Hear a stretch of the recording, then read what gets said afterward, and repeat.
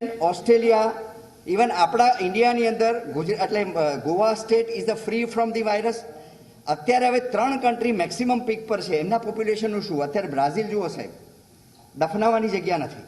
મેક્સિકોમાં આ લાસ્ટ વીકની અંદર હું અમારી મને સાંભળી લો છું, સો વિધી રશિયા આ બાજુ રેટ ઓછો થતો જાય છે, બીજી બાજુ એનું પીક પકડતું જાય છે. તો ધીસ ઇઝ ધ સિચ્યુએશન. અને એટલા માટે જ આ વાત કરીએ છીએ કે એટલીસ્ટ ડરો નહીં, હર્ડ ઇમ્યુનિટી ડેવલપ કરવાની છે. આપણી પાસે એનું કોઈ મેજિક બાણ નથી કે તમને લગાડી દીધું ને કોરોના ઘેર ભાગી જશે. પણ આઉટ ઓફ ધીસ 100% 85% પેશન્ટને કશી જ કોઈ ચિંતાની કારણ નથી જો અર્લી ટ્રીટમેન્ટ.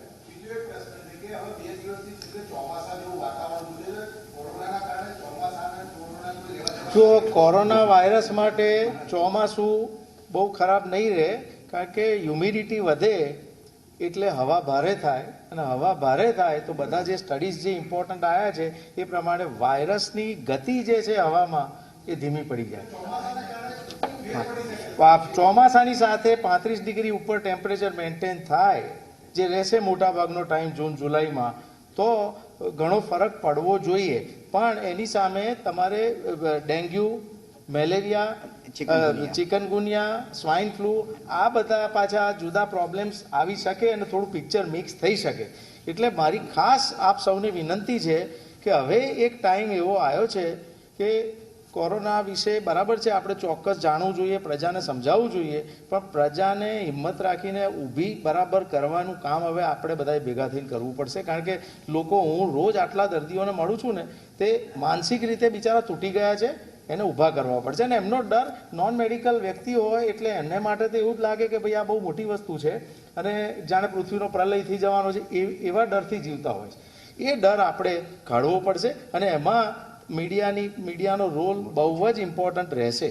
તમને એક બીજું સિમ્પલ ઉદાહરણ આપું કે સેકન્ડ વર્લ્ડ વોર પછી જે આખું જાપાન બેસી ગયું હતું એને ઊભું કરવાનું કામ મીડિયાએ કર્યું છે કે રોજ પોઝિટિવ ન્યૂઝ, સારી વાતો આ તે, અને જુઓ એ લોકો ક્યાંના ક્યાં પહોંચી ગયા.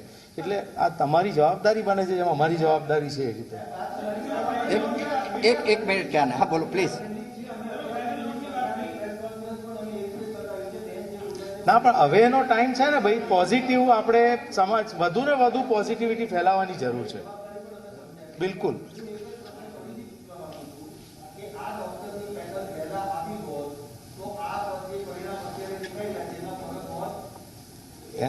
હું એવા જવાબ ના આપી શકું, બરાબર છે?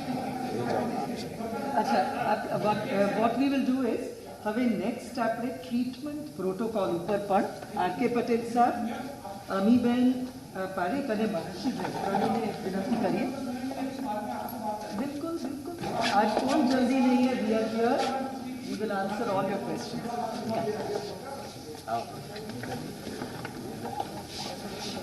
Ameebin, why don't you come here?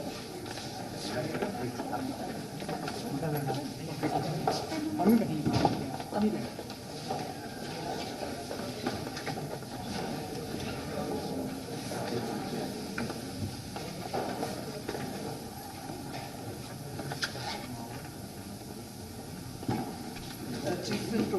જ્યાં સુધી ટ્રીટમેન્ટનો સવાલ છે ત્યાં સુધી બેઝલાઇન વસ્તુ સમજવાની એ જરૂર છે કે આપણી પાસે આ રોગની દવા નથી, આપણે એના કોમ્પ્લિકેશન્સને ટ્રીટ કરી રહ્યા છે. અને મેં હમણાં જ સમજાવ્યું કે જુદી જુદી કેવી રીતે વાયરસ આપણા બોડીને અફેક્ટ કરે છે.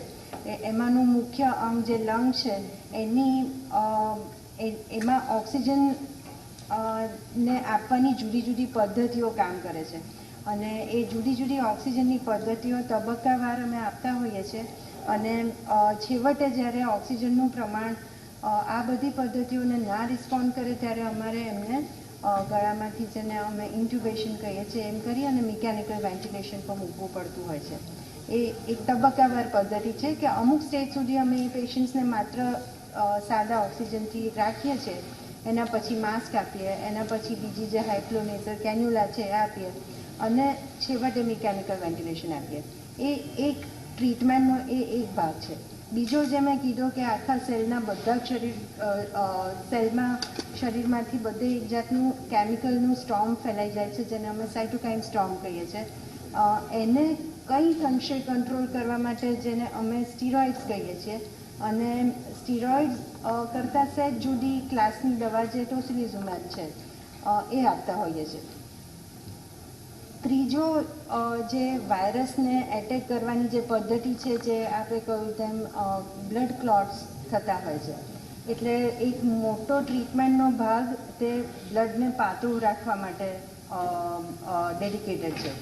એટલે આ 3 ફ્રન્ટ ઉપર આપણે કામ કરીએ છીએ. અત્યાર સુધીનું સાયન્સ આટલે પહોંચ્યું છે. ફ્યુચરમાં જો નવું કંઈક ઇન્ફોર્મેશન બહાર આવશે તો અમે તરત એને એડોપ્ટ કરી લઈશું. ટાઈમ ટુ ટાઈમ અમે ઇન્ડિયાના તો બધા મોટા ઇન્સ્ટિટ્યૂટ સાથે ટચમાં હોઈએ છીએ, પણ જે લોકો આમાંથી પસાર થઈ ચૂક્યા છે એવા ખાસ કરીને અમેરિકા અને યુકેમાં તો અમારા ઘણા જ કલીગ્સ છે, જેની સાથે અમે day to day case two case base ઉપર પણ વાત કરતા હોઈએ છીએ. અને આપે જે સવાલ પૂછ્યો એનો જવાબ પણ એમાં જ છે કે ડૉક્ટરોની કમિટી હવે કે ડૉક્ટરો એમના ટેકનિકલ કામ પર એકદમ અર્જુનની આંખની જેમ કામ કરે એ બહુ જરૂરી છે.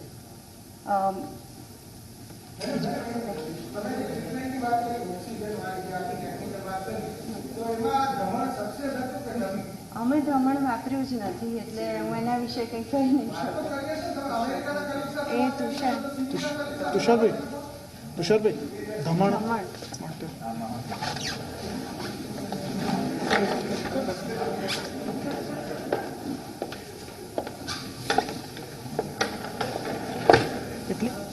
જે વેન્ટિલેશન્સની વાત છે, એ વેન્ટિલેટરમાં જે આપણે અત્યાર સુધીના જે વેન્ટિલેટર આપતા હતા એમાં ધમણ વેન્ટિલેશનથી આપણે જે મુખ્યત્વે ઓક્સિજનેશન તેને પ્રેશર કંટ્રોલ તો જે હતું એ આપણે પૂરતે પ્રમાણમાં આપતા જ હતા. એટલે એ પેશન્ટમાં એનાથી કારણે ડેથ રેટ નહોતું, કારણ કે ઓક્સિજનેશન તો મળતું હતું જ પેશન્ટને પ્રોપરલી. બરાબર. એમાં એક જે વધારાના હવે એ લોકોએ નવા મોડ સાથે એમને એડ કરેલું છે.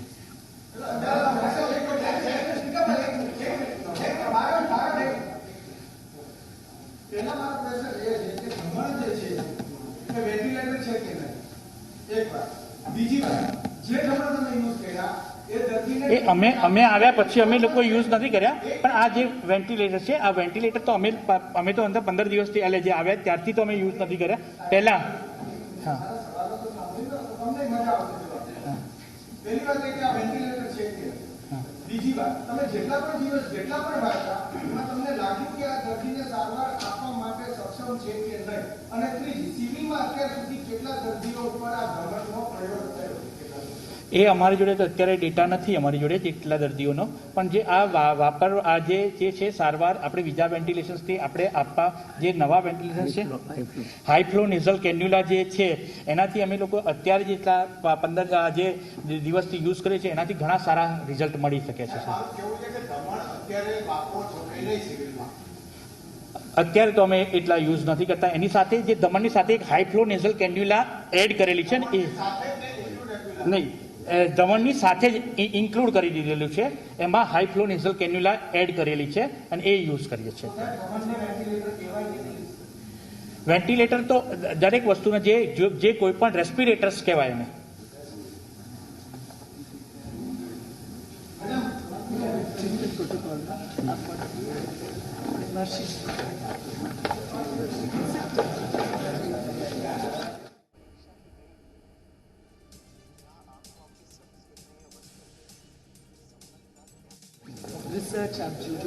Doctor R K Patel treatment protocol સાથે દરરોજ 12:30 વાગે 12:30 થી 2 સુધી એક સિસ્કોનું રેપ છે, જેના ઉપર ગુજરાતની બધી જે ટ્રીટમેન્ટ આપતી કોરોના ટ્રીટમેન્ટની હોસ્પિટલનું કોઓર્ડિનેશન કરે છે.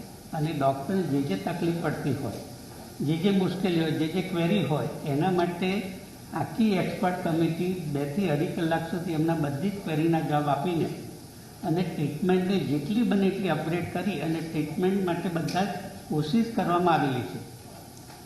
અને સરકારે પણ એટલે આ ટેલિમેન્ટરી is one of the best thing આખા ગુજરાતને એક જ પ્લેટફોર્મ ઉપર આપીને બધી ટ્રીટમેન્ટમાં એમાં ડૉક્ટર અતુલ પટેલ છે, પાર્થિવ મહેતા છે, હું પણ છું, ડૉક્ટર બિપિન અમી છે, અને 2.5-3 કલાક સુધી જેને જે વસ્તુની જવાબ જોઈએ તે બધા જવાબ સાથે એનું સોલ્યુશન સાથે અપાતું હોય છે.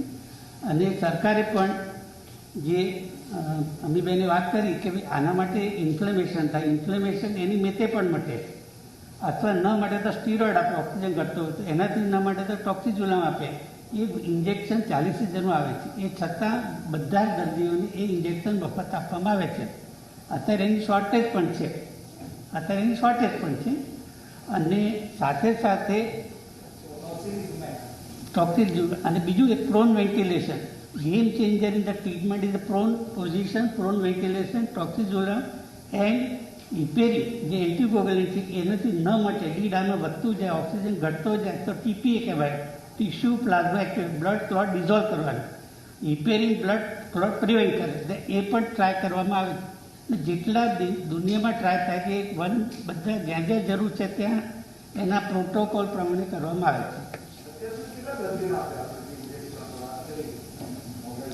હા, મને એક્ઝેક્ટ આંકડો ખબર નથી પણ 200થી વધુ અપાયા છે. નહીં, એક વસ્તુ નંબર પ્રમાણે ખ્યાલ નથી પણ એનાથી ચોક્કસ સારા રિઝલ્ટ આવે છે અને મોર્ટાલિટી પ્રિવેન્ટ થઈ છે. આ જે ઇન્જેક્શન છે ઇન્જેક્શન મળતા નથી, મોટો પ્રોબ્લેમ છે. દર્દીઓ અને દર્દીઓને જાતે ખરીદવા જાય છે ને મોંઘું પડે છે. હવે દર્દી જે ખરીદવા જાય છે ખૂબ મોંઘું પડે છે. જ્યારે શરૂઆત છે તો ઇન્જેક્શન ફ્રીલી અવેલેબલ હતું, છેલ્લા 5 દિવસથી નથી, પણ છતાં એના માટેના બીજા ઓલ્ટરનેટ પણ નક્કી થયા છે. એ કાલથી ચાલુ કરવામાં આવશે. અને ટોક્સિઝોલામ જે ઇન્જેક્શન છે એ સબક્યુ એટલે ચામડી નીચે આપવામાં આવે, એની ઇફેક્ટ 1 દિવસ પછી આવે. એ કાલથી પ્રોક્યોર થઈને ચાલુ કરવાનું, એક પછી એક સ્ટેપ જે કરી શકાય બધા કરવાના ચાલુ છે.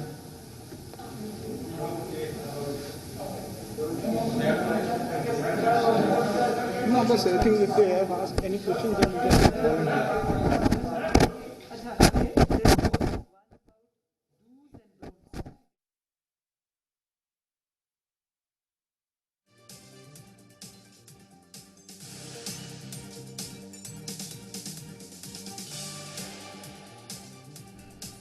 તો કોરોના સામે કઈ રીતે એક્શન લઈ શકાય, કોરોના સામે કઈ રીતે લડી શકાય તેને લઈને સરકારે રચી છે ખ્યાતનામ ડોક્ટરોની પેનલ, અને ડોક્ટરોની પેનલે આપણને એક એડવાઇસ આપી છે. અને જે રીતે તેમણે કહ્યું છે કે આ વખતનું ચોમાસું એવું રહેશે કે તેમાં કોરોના વાયરસનો ખતરો ફેલાવાની કોઈ શક્યતા વધુ નથી. સેકન્ડ, આમાં ફેરીટેન વધે છે કોરોના પોઈઝનમાં. ફેરીટેન એટલે આયર્ન પોઈઝનિંગ હોય તેમાં ફેરીટેન વધે. આયર્ન પોઈઝનિંગના વિરોધની જે દવા છે ડીફેરેક્શન આપવાનો એક થાય છે. ત્રીજું, હાઇડ્રોક્સી ક્લોરોક્વિન એઝિથ્રોમાઇસિન માઇલ્ડ મોડરેટમાં આપી એની ઇફેક્ટ આવે છે એની જોવાની એ પણ ટ્રાય કર્યો છે. ટોક્સિઝોલામ આપવું કે નહીં એનો ટ્રાય કર્યો છે. અને બીજા રિસર્ચ અને સ્ટીરોઇડ આપવાનું, એન્ટી પ્લેટલેટ આપવાનું અને tissue plasma activator that is thrombolytic treatment. આ થેરાપેટિક ટ્રાયલ છે. બીજા રિસર્ચ ટ્રાયલ ડાયગ્નોસિસ માટે પણ છે. એમાં diagnosis C reactive protein means complement fixation complement fixation EMB. જો કોમ્પ્લિમેન્ટ ફિક્સેશન પોઝિટિવ હોય તો એને પહેલા સ્ટેજે કંટ્રોલ કરવામાં આવે, સ્ટ્રોમાં આગળ જતું અટકે. આ બધા રિસર્ચ ટ્રાયલ અને રિસર્ચ ચાલુ છે. ટોક્સિઝોના રિઝલ્ટ ઘણા સારા છે. યુનાઇટેડ સ્ટેટ્સ બ્રાઉન યુનિવર્સિટીના પ્રોફેસરે જણાવ્યું છે કે કાલ પડવી કોરોના ગંભીર લક્ષણોના સંકેત જેવા સાચી છે. ત્યાં દવા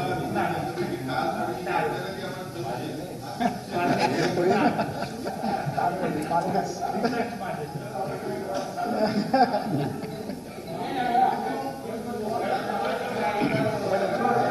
સીધું કરી દઉં, એટલે આવી જ ગયું સામે.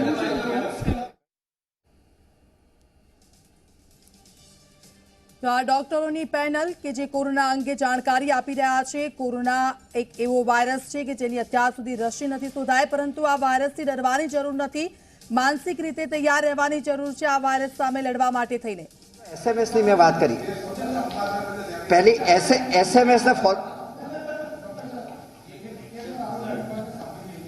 એસએમએસને ફોલો કરવાનું.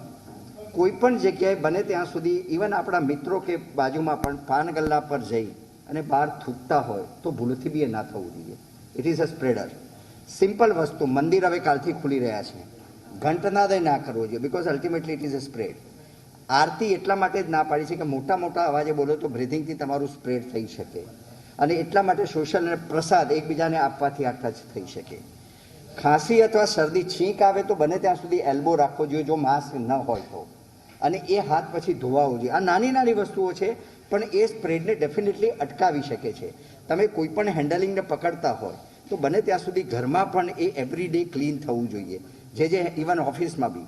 અને આ મેસેજ જે છે એ દાખલા તરીકે સિમ્પલ ઓફિસમાં આટલી બધી ઇન્ડસ્ટ્રીઝ હવે એકસાથે ઓપન થઈ ગયેલી છે, તો આટલી બધી ઇન્ડસ્ટ્રી ઓપન થઈ છે તો સિમ્પલ એની HR પોલિસીમાં પણ મને પરમ દિવસે જ મારું ચેમ્બર્સમાં એક વેબિનાર હતો કે એ લોકો સુધી જો પહોંચાડવું હોય તો HR પોલિસીમાં એ લોકો ઇન્ક્લુડ કરવું પડશે કે આવે એવું એને ગનથી જોઈ લેવાનું કે ટેમ્પરેચર છે. ઇફ કોઈ પણ વ્યક્તિને ટેમ્પરેચર હોય, ઇવન કોરોના લાઇક સિન્ડ્રમ કહીએ છીએ, એ હમણાં દિલીપભાઈ વાત કરી કોરોના લાઇક સિન્ડ્રમ, એ આ ટાઈપનો સિન્ડ્રમ હોય તો ઘરમાં રહેવું હિતાવહ છે. ઓફિસે તો નહીં ઘર જવાનું, પણ ઘરમાં. હવે ઘરમાં પણ આઇસોલેશનમાં જવાનું એટલા માટે કે આપણા પેરેન્ટ્સ છે, એમને લાગવાની સંભાવના છે, આપણા બચ્ચાઓ છે, પ્રેગ્નન્ટ લેડી છે, તો બને ત્યાં સુધી આપણે સેલ્ફ ક્વોરન્ટાઇન શરદી ખાંસીમાં પણ જો થઈ જઈશું તો એટલીસ્ટ ઘણા બધા અંશે આ રોગને આપણે વધતો અટકાવી શકીશું. સિમ્પલ વસ્તુ, પબ્લિક ગેધરિંગ. કાલથી જ હવે રેસ્ટોરન્ટ ખુલ્યા છે. હવે મને એટલી ખબર નથી કે આપણે બહારનું ખાવા વગર રાતોરાત કેમ જતા રહ્યા. ઇટ ઇઝ અ બિઝનેસ, જેમને છે એ બિઝનેસને એમને મોટો ફટકો પડ્યો છે, પણ બહારનું બને ત્યાં સુધી એવા ગેધરિંગમાં ના જો. મેળાવડા, આપણા બધા ક્લબિંગ, જ્યાં જ્યાં ભેગા થઈએ છીએ, એ બધી વસ્તુઓ બને ત્યાં સુધી અટકાવવી જોઈએ, અને જેટલું તમે પ્રિવેન્ટ કરી શકશો એટલું આ રોગથી આપણે પ્રિવેન્ટ કરી શકીશું. એટલે અલ્ટિમેટલી જેટલી બી પોઝિટિવિટી મેડમે જે વાત કરી છે ને અત્યારે, એ મેસેજ બહુ જ ખૂબ સુંદર સારો છે, અને એ વધારાનો સ્પ્રેડ જે SMS ની સાથે કરવાનો છે, it is a reverse quarantine. હવે ઘરે વખત એવું હોય કે મારું ઘર 2 બેડરૂમનું છે કે 3 બેડરૂમનું છે કે 1 બેડરૂમનું છે. હવે હું મારા મમ્મીએ રહેતા હોય, મારા પપ્પાએ રહેતા હોય, ત્યારે આવા ઓલ્ડ એજ વાળા સાથે જ્યારે મારા ઘરમાં રહેતા હોય તો જો આપણું ગામડામાં ઘર હોય તો આપણા પેરેન્ટ્સને આપણે ગામડે મોકલી દઈએ કે એ લોકોને તો એક્સપોઝર ન થાય. અત્યારે યંગસ્ટર્સ તો એવું માને છે કે બધું પતી ગયું, એટલે બહાર નીકળી ગયા છે, માસ્ક નથી પહેરતા ને એમને વાંધો નથી આવવાનો. જે સાહેબે કહ્યું એમ હર્ડ ઇમ્યુનિટી એમને ડેવલપ થવાની છે, પણ એ લોકો કેરિયર બનીને ઘરમાં રહેલા આ વલ્નરેબલ જે આપણું પોપ્યુલેશન છે એને બચાવશે, બગાડશે. એટલે આ વસ્તુઓ કરવી જોઈએ, અને એ ફ્યુ થિંગ્સ જે છે એ બને ત્યાં સુધી અવોઇડ કરવો જોઈએ. એટલે બહારથી આવ્યા પછી પેરેન્ટ્સની સાથે આ શરદી ખાંસી, મેં સિમ્પલ નાનામાં નાની ખાંસી છે, એ બધાને ટેસ્ટની જરૂર નથી, પણ જો એ આપણે કરીશું તો હું માનું છું ત્યાં સુધી આપણું વલ્નરેબલ પોપ્યુલેશન છે, કેન્સરવાળા પેશન્ટ, કિડનીવાળા છે, COPDના, લંગ ડિઝીઝના પેશન્ટ છે, ડાયાબિટીસ, બ્લડ પ્રેશર, ઓબેસ, એ બધા, અને પ્લસ ઉંમરવાળા. હમણાં અમીબેને એક સ્ટડી તો એવું કંઈક વાત કરી હતી અમીબેન આપણે કે VSની અંદર તો ડેથ રેટ જે છે મેક્સિમમ 45 to 65ની વચ્ચે છે. એટલે એવું નથી કે આ બધું ઉંમરવાળાને જ થાય.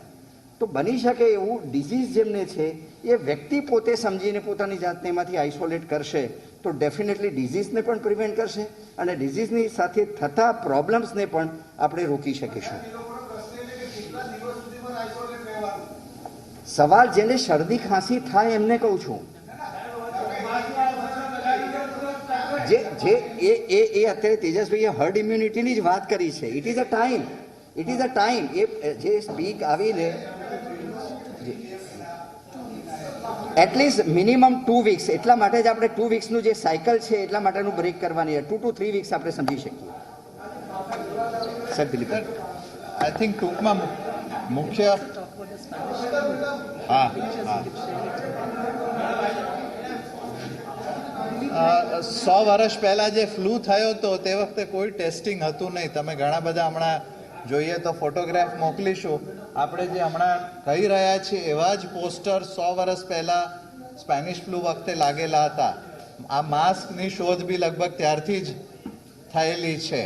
એટલે ઘણા બધા પ્રિન્સિપલ્સ એ સ્પેનિશ ફ્લૂ જે થયો હતો એ વખતના હજુ એવા જ ચાલુ છે. અમુક નવું ઓફકોર્સ ટેસ્ટ ને બધું નવું આવ્યું છે, પણ ક્વોરન્ટાઇન, આઇસોલેશન, એ બધું, ઇવન લોકડાઉન, તમે ગુજરાત સમાચારમાં હમણાં જ વાંચ્યું હશે કે લોકડાઉન અમુક જગ્યાએ કર્યો હતો તે વખતે પણ. એટલે આ જે રોગોના ફેલાવાની સાયકલ છે એ કંઈ બહુ નવી નથી. માણસો હજારો વર્ષોથી માનવજાત આવા રોગો સાથે ઝઝૂમી રહી છે. નવો છે એટલે આપણને વધારે બીક લાગે, એ વાત સાચી છે. આપણી જે ડોક્ટરની કમિટી છે એને સરકારે એવો કોઈ પાવર આપ્યો છે કે અત્યારે જે કંઈ મુશ્કેલીઓ કે આરોપનો ફેલાવો થયો તો ભવિષ્યમાં કઈ હોસ્પિટલમાં શું સુધારા કરવા અથવા આરોગ્ય ખાતામાં બજેટ વધારવું અથવા તો કયા એવા પગલાં લેવા જેનાથી રોગો ઉપર કંટ્રોલ આવે અને સામાન્ય પબ્લિકને રાહત મળે એ તમારે સરકારે તમારા કાર્યક્ષેત્રમાં આપેલું છે કે માત્ર ટેકનિકલ કાર્યક્ષેત્રમાં જે છે એનો ઓર્ડર છે એ આપને મેડમ મોકલશે. એમાં ટર્મ્સ ઓફ રેફરન્સ જે હોય છે લખેલા છે. મુખ્ય કે આની સ્ટ્રેટેજી શું હોવી જોઈએ, એના શોર્ટ ટર્મ એટલે હમણાં ઇમિડિયેટ ઉપયોગ થાય, મીડિયમ ટર્મ એટલે 3 થી 6 8 મહિના સુધી જે વખતે આ રોગ શમી જાય ત્યાં સુધી, અને લોંગ ટર્મ એટલે આગળ ફરી આવું ન થાય અથવા બીજો કોઈ આવો રોગ આવે તો આપણે કઈ રીતે આની સાથે સારી રીતે લડી શકીએ. ત્રણેય વસ્તુઓ એમાં સમાવવામાં આવેલી છે. મેડમ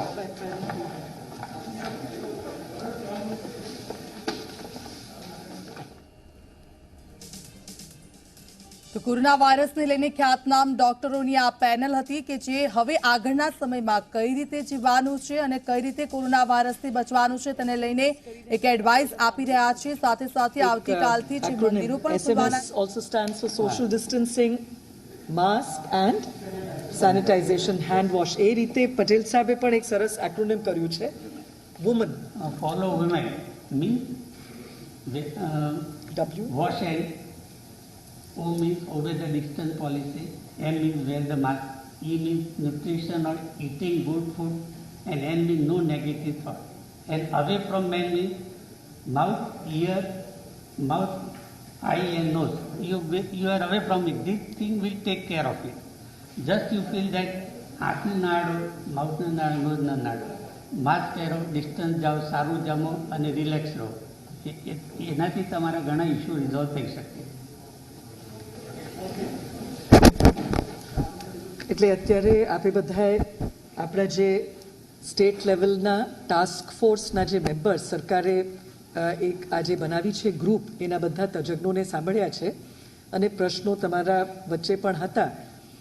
ચોક્કસ કહેશું કે આ ગ્રુપમાં ઉપસ્થિત મોટા ભાગના લોકોને, જેમ હમણાં તુષારભાઈની વાત કરીએ કે મહર્ષિભાઈની વાત કરીએ, તો છેક એપ્રિલ 10મીથી આપણે એમની સાથે તુષારભાઈ અને એમની ટીમે આપણા 9000 જેટલા લોકોને વેન્ટિલેટરી ટ્રેનિંગ કરવામાં એમના બધા ટીમ્સે મહેનત કરીને કરાવ્યું છે. એટલે એવું નથી કે આ ગ્રુપ પહેલે ઇન્વોલ્વ ન હતું. પહેલે લોકડાઉનના ટાઈમમાં પણ અલગ અલગ કામ માટે ઇન્વોલ્વ હતા. દાખલા તરીકે મહર્ષિભાઈ ઓલમોસ્ટ મહિના ઉપર થઈ ગયું છે કે એમની ટીમ, એમાં ઘણા ખરા ડૉક્ટર્સ, લગભગ 30 ડૉક્ટર્સ, અપોલોમાંથી મનોજ સિંહ પણ છે, ડૉક્ટર મહર્ષિ દેસાઈ છે અને એવા અનેક ડૉક્ટર્સ સિવિલ હોસ્પિટલમાં પણ આવીને રોજ 2 થી 3 કલાક રાઉન્ડ્સ લે છે અને ઘણા ખરા ઇનપુટ્સ આપે છે. અને તેજસભાઈ આપણા રિસર્ચ કમિટીમાં પણ છે. Similarly Dilipbhai is constantly involve. અમારા જેટલા પણ ટ્રેનિંગ પ્રોગ્રામ્સ છે Indian institute of public health સાથે, અમે ઇનફેક્ટ આ સારી, તમે બધાએ સાંભળ્યું હશે આ શબ્દ, જે આપણે severe acute respiratory infection, Gujarat was one of the first states કે સારીને પણ આપણે આમાં કાઉન્ટ કરવાનો નિર્ણય લીધો, જે પછી ઘણા ખરા સ્ટેટ્સે હમણાં મે મહિનામાં, એટલે મે મહિનાના 3જા અઠવાડિયામાં લીધું. એમાં પણ દિલીપભાઈનું જ યોગદાન હતું. એટલે we are all constantly working. એ જ રીતે ટ્રીટમેન્ટ પ્રોટોકોલ, કેમ કે આ એક ફોરમમાં આપણે બધાએ અમુક બાબતોનું ગૌરવ પણ લેવું જોઈએ. વેરી હેપી ટુ શેર કે આ ટીમમાંના ઘણા ખરા, ખાસ કરીને આર.કે. પટેલ સાહેબ, ડૉક્ટર દીક્ષિત પણ અમારા એડિશનલ ડિરેક્ટર અહીંયા બેઠા છે.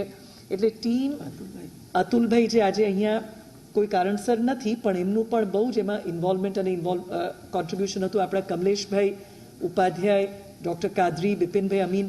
એટલે વી વર ધ ફર્સ્ટ વન્સ કે આખું એક ટ્રીટમેન્ટ પ્રોટોકોલ ગુજરાતે બનાવ્યું. અને ફોર્ચ્યુનેટલી, જોગાનું જોગ અને ફોર્ચ્યુનેટલી પછી તે દિલ્હીથી એમ્સ તરફથી જે પ્રોટોકોલ અડોપ્ટ કરવામાં આવ્યું, એ આપણા જ પ્રોટોકોલનું અક્ષરશઃ it was a replication of that. અને એ જ રીતે આયુષ મંત્રાલય તરફથી પણ જે ગાઈડલાઇન્સ કરવામાં આવ્યા, ઇટ સો હેપન્ડ કે આપણે 6 માર્ચ, એટલે કેટલા સમય પહેલાંથી આપ કલ્પના કરી શકો છો, જે આર્સેનિકમ આલ્બમ હોય કે અલગ અલગ પ્રોફિલેક્સિસ હોમિયોપેથીના અને આયુષના આપણે જે નક્કી કર્યા હતા, એના તજજ્ઞોને સાથે રાખીને અને એ જ વસ્તુ પછી ભારત સરકારના આયુષ મંત્રાલય પણ એન્ડોર્સ કર્યું છે.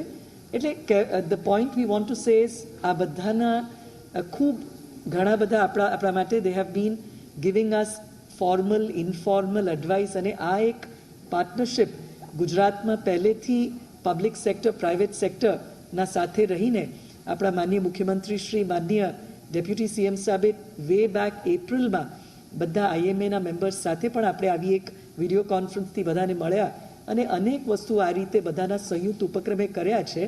એન્ડ વી આર હેપી કે હવે લોકડાઉન જ્યારે લિફ્ટ કરવામાં આવ્યું છે એટલે અત્યારે ગિયર શિફ્ટિંગની જેમ બીજી એક પેરાડાઇમમાં જ્યારે આપણે જઈએ, જરૂરી છે કે આ વસ્તુને સાતત્યની રીતે કેમ આગળ જવું, એટલા માટે આ કમિટીની રચના પણ